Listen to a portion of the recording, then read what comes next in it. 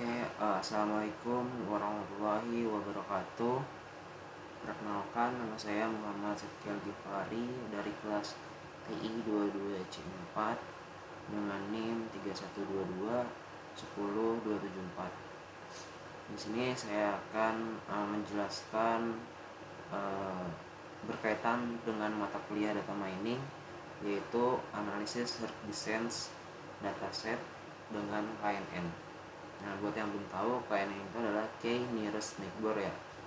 Jadi itu adalah sebuah algoritma untuk mengklasifikasi dan regresi. Ya.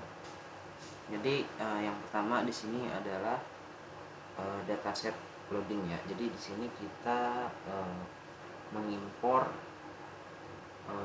sebuah data dari sumber eksternal gitu.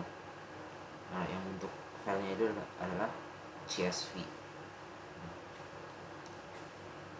Jadi itu kita mengimpor dari si file GitHub ini untuk agar bisa dibaca dan dimanipulasi serta dianalisis. Nah, isi datanya adalah seperti ini ya. Nah, ini adalah data yang berkaitan dengan pasien ya yang akan dianalisa seperti itu. Nah, yang kedua itu adalah fitur deskripsi ya.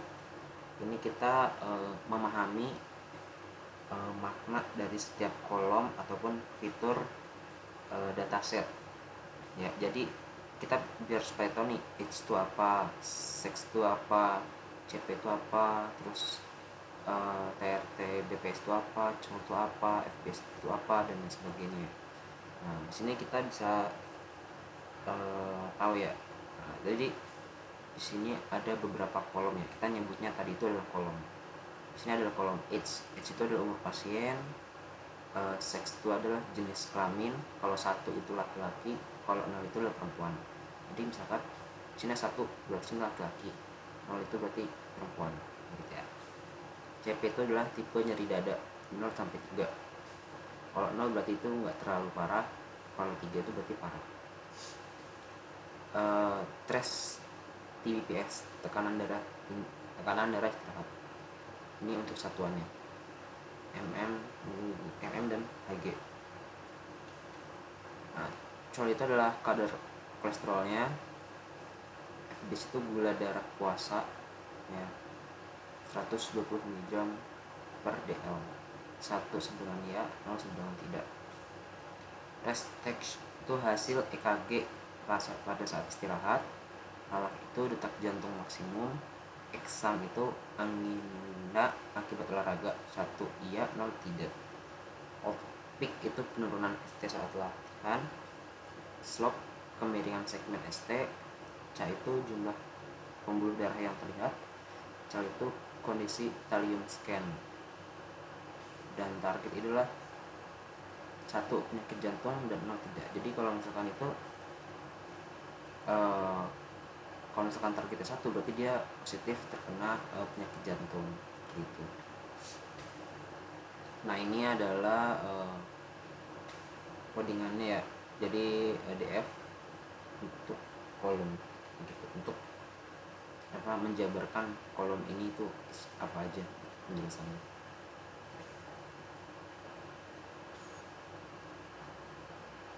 Nah, untuk yang ketiga itu ada pre-processing ya. Ini untuk pembersihan data. Apakah data itu kosong, drop jika data kosong, ataukah data itu ada isinya atau enggak, kayak gitu. Nah, ini fungsinya tujuannya untuk enggak mengganggu si modelnya ya. Nah, misalkan cek 0, OH 0, 0 semua gitu. Nah, ini untuk tipe datanya itulah integer 64. Jadi semuanya itu menggunakan integer 64 kecuali di output gitu menggunakan float 64 ya. Dan tipe datanya itu adalah objek. Dan ini untuk codingannya ya teman-teman. Print cek 0, slash n. Df is null sum.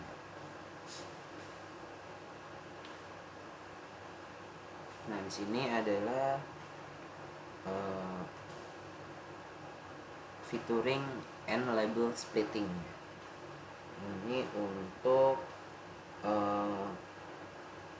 membagi sebuah dataset menjadi dua bagian ya. Jadi X itu adalah semua kolom ya. Jadi kolomnya itu nanti dipisah-pisah tuh, jadi kayak gini. Jadi seperti ini gitu, dibagi menjadi dua ya, kolom dan baris gitu.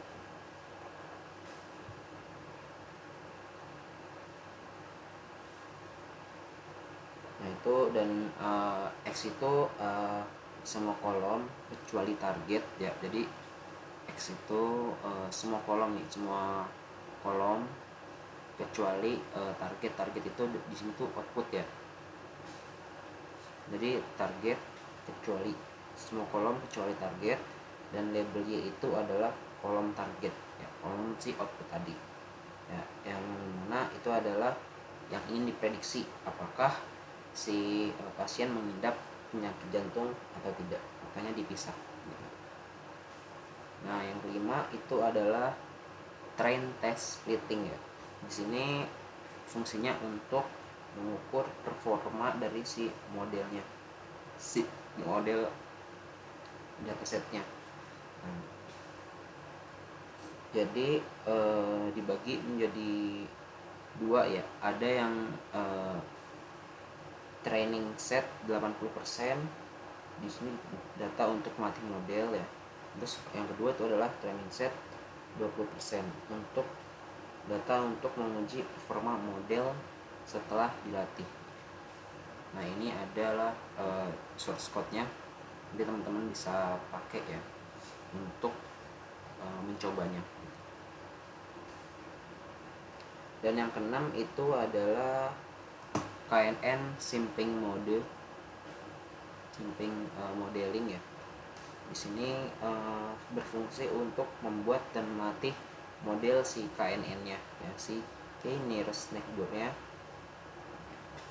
Nah, dengan parameter awal yaitu neighbor, si n neighbors-nya ya, si n neighbors-nya itu adalah 5, yang artinya si n neighbors-nya ini itu adalah 5, yang artinya itu adalah model akan mempertimbangkan 5 tetangga terdekat untuk menentukan kelasnya ya. Neighbor classifier ya. Nah yang ketujuh itu adalah model evaluasi atau model evaluation. Setelah model dilatih ya, setelah di sini model itu dilatih, nah dia akan melakukan sebuah yang namanya evaluasi terhadap performanya ya, dengan yang dilatih itu adalah akurasi, confusion matrix, dan classification report. Nah akurasi itu seberapa banyak prediksi yang benar. Jadi kita memprediksi memprediksi apakah pasien ini benar-benar mengidap penyakit jantung atau tidak, kayak gitu. Jadi kita mengecek akurasinya kayak gitu dari si model data miningnya ataupun si model mesinnya kayak gitu, yang akan kita buat nanti gitu. Nah untuk confusion matrix itu ringkasan hasil prediksi data dengan data aslinya kayak gitu. Nah, untuk classification report itu adalah precision, recall, dan F1 mean score. Jadi ini adalah hasilnya, yaitu akurasinya adalah 0,6 sekian. Ini untuk confusion matrixnya 18,11, 8,24, dan ini adalah classification reportnya. Presisinya sekian, recallnya sekian, satu mean score sekian, supportnya sekian ya. Nah yang selanjutnya itu ada ada cross validation ya, atau bisa dibilang improve with cross validation ya. di sini kita fungsinya itu adalah untuk evaluasi yang lebih stabil ya, jadi tidak bergantung pada satu speed saja gitu. Yang digunakan itu adalah CV atau disebut dengan cross validation ya. Di sini n naik itu tetap 5. Nah nanti ini teman-teman bisa pakai, ini adalah kode-kodenya ya, scriptnya. Nah nanti setelah itu di print, terus rata-rata akurasinya itu adalah di 0,6 ya, masih tetap nggak beda jauh ya dengan model evaluasinya gitu, evaluasi dari si modelnya nggak beda jauh ya, cuman beda sekitar 0,3 sekian lah gitu ya. Nah fungsinya cross validation itu adalah seperti yang tadi saya bilang ya, untuk mengevaluasi yang lebih stabil, terus membagi data menjadi beberapa bagian kayak gitu, misalnya 10, dan melatih penguji model secara bergantian, terus hasilnya lebih akurat dan tidak bias, jadi nggak kabur gitu hasilnya. Dan yang 9 itu kita ada improve with standard scaler ya. Jadi KKN itu sangat dipengaruhi oleh jarak antar data ya, jadi sehingga penting untuk menstandarisasi skala fitur ya, karena skala tekanan darah dan usia misalnya jadi sangat berbeda gitu, jadi tekanan darah sama usia itu bisa berbeda. Misalkan kayak saya nih umur sekian, tekanan darahnya tinggi karena sering marah-marah, ataupun orang yang udah tua tekanan darahnya rendah karena jarang marah-marah, mungkin kayak gitu ya. Nah, gunanya si standar scaler ini untuk membuat distribusi data normalnya.